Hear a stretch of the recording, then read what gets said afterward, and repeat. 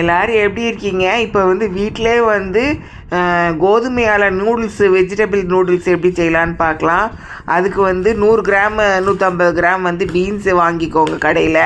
அதை வாங்கி கழுவிட்டு நல்லா இந்த மாதிரி வெட்டி வெட்டி எடுத்துக்கோங்க. அதுக்கப்புறம் வந்து ஒரு 100 கிராம் வந்து கேரட் வாங்கிக்கோங்க. 100 கிராம் 150 கிராம்னு. அதுக்கப்புறம் அதை கேரட்டை வந்து கழுவிட்டு அதையும் அந்த மாதிரி வெட்டி வெட்டி எடுத்துக்கோங்க. அதுக்கப்புறம் வந்து முட்டைக்கோஸை ஒரு சின்ன துண்டு எடுத்து அதையும் எடுத்து சின்னதாக வெட்டி எடுத்துக்கோங்க. குக்கரில் ஒரு 3 லிட்டரு குக்கரில் எண்ணெய் ஊற்றி கடுகு, உளுந்தம்பருப்பு, வெங்காயம் போட்டுட்டு எல்லா வெட்டி வச்ச காய்கறியும் அதை போட்டுட்டு பச்சை பட்டாணி அதையும் சேர்த்து அதில் போட்டுருங்க. ஒரு ஸ்பூன் உப்பு போட்டுக்கோங்க. ஒரு அரை ஸ்பூன் வந்து மிளகுத்தூள் போட்டுக்கோங்க உங்கள் காரத்துக்கு ஏற்ப. தண்ணி வந்து ஒரு 300 ml ஊற்றிட்டு அதை நல்லா வந்து ஒரு விசில் வச்சு ஆஃப் பண்ணிடுங்க. அதுக்கப்புறம் வந்து மெஷரிங் கப்பில் வந்து 1 கப் வந்து கோதுமை எடுத்து ஒரு கிணத்துல வச்சு அதில் உப்பு போட்டு அதுக்கப்புறம் வந்து ஒரு 2 ஸ்பூன் எண்ணெய் காண்டை ஊற்றிக்கோங்க. ஊற்றிட்டு அது நல்லா பிணைஞ்சி சப்பாத்தி பார்த்து பிணைஞ்சிட்டு நல்லா சப்பாத்தி பதத்துக்கு வந்து அதை இழுத்து எடுத்துக்கோங்க. இது விருந்தார ஆட்சி சமையல் தமிழ். இது சப்ஸ்கிரைப் பண்ணுங்கள், லைக்ஸ் கொடுங்க, ஷேர் கொடுங்க, அந்த பெல் பட்டனை அமைக்கிடுங்க.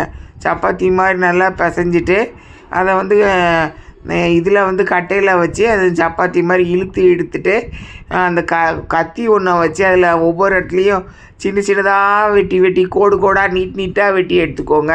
அந்த மாதிரி வெட்டி எடுத்துகிட்டு அதுக்கப்புறம் வந்து தனியாக அதை எல்லாத்தையும் அந்த வெட்டி வச்ச எல்லாத்தையும் வந்து நீங்கள் தனித்தனியாக எடுத்து தனியாக வச்சுக்கோங்க. அதுக்கப்புறம் இந்த குக்கரில் வந்து ஒரு விசில் வந்து ஆஃப் பண்ணிவிட்டு அதுக்கப்புறம் அதோட அந்த ஆறுனதுக்கப்புறம் அந்த வெயிட்டை எடுத்துகிட்டு அதில் ஏற்கனவே கொஞ்சம் தண்ணி இருக்கும். ஏற்கனவே நம்ம முதல்ல ஊற்றின தண்ணி அதில் வந்து இந்த சப்பாத்தி இது வந்து இந்த நூலாக அந்த மாதிரி வெட்டி வச்சுருக்கோம் பாருங்கள். அதையெல்லாம் எடுத்து கொஞ்சம் கொஞ்சமாக ஒன்றா எடுத்து ஒன்றா போடுங்க. அதுக்குள்ளே அந்த குக்கருக்குள்ளே போட்டுட்டு கலர் பொடி வந்து ஒரு சின்ன ஸ்பூன் எடுத்து காஷ்மீரி கலர் மிளகாத்தூள் இல்லைன்னா இந்த கலரை ஃபுட் கலர் அதை போட்டுருங்க. போட்டு நல்லா கிண்டி விட்ருங்க. கலர் வந்து வந்துடும். அதுக்கப்புறம் கொஞ்சம் கேஸ் ஸ்டவ்வில் மீடியத்தில் வச்சு நல்லா வந்து அந்த இதை வந்து கிண்டி விடுங்க. அந்த சப்பாத்தி வந்து நல்லா வெந்து வரணும். வெந்து வந்தால் தான் வந்து டேஸ்ட்டாக இருக்கும். இல்லைனா வந்து நல்லா இருக்காது, மாவாக இருக்கும்.